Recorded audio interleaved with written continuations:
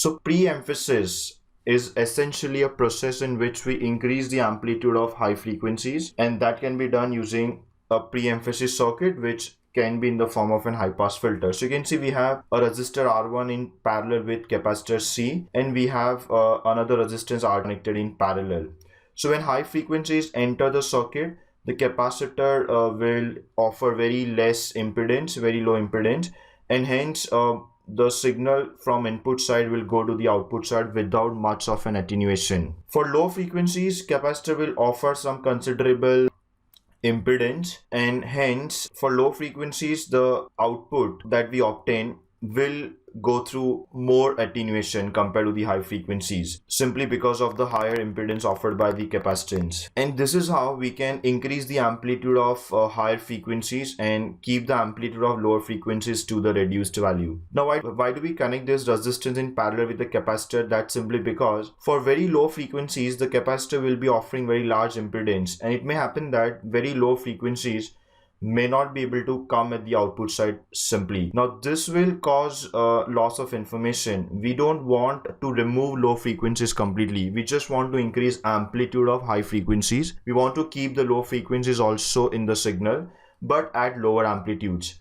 And that's the reason we are connecting parallel resistance. So even when capacitor offers very high impedance for low frequencies, because it comes in a parallel with R1, the overall parallel combination will be not very large value. It will be a small enough value so that even the low frequencies come at the output side. Obviously they will come at the output side with greater attenuation compared to high frequencies. So that's the pre-emphasis circuit. In FM transmitter, pre-emphasis circuit will appear before FM modulator. So you first have pre-emphasis circuit and then FM modulator. That means the modulation process takes place after that, and then you can pass the FM signal through up conversion, which is using a mixer or multiplier stages, and then you can amplify the signal and transmit it through the antenna. Let us see what happens on the receiver side. On the receiver side, when you demodulate the signal, you will get the signal which is in pre-emphasis form. So we'll have to carry out the reverse procedure. Before that, we can draw the characteristics of this pre-emphasis circuit in the form of Bode plot. So a very typical pre-emphasis circuit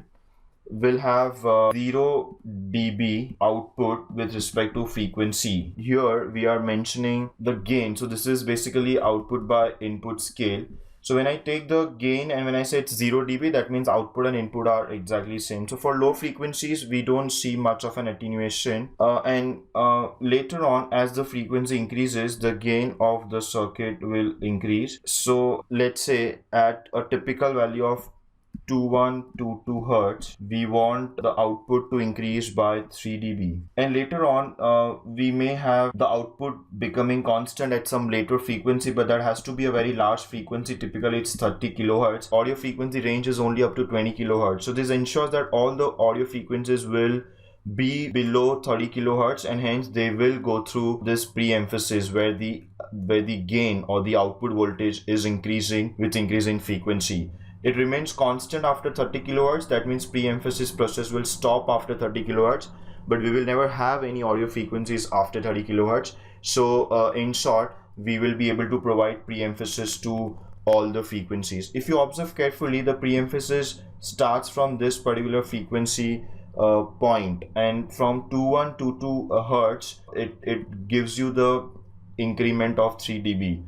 For the lower frequencies, you can see the gain is maintained to be 1. That is simply because we don't want lower frequencies to attenuate. We want lower frequencies to come at the output side with constant amplitude, and we want to increase the amplitude of high frequencies, which is done through this pre-emphasis curve.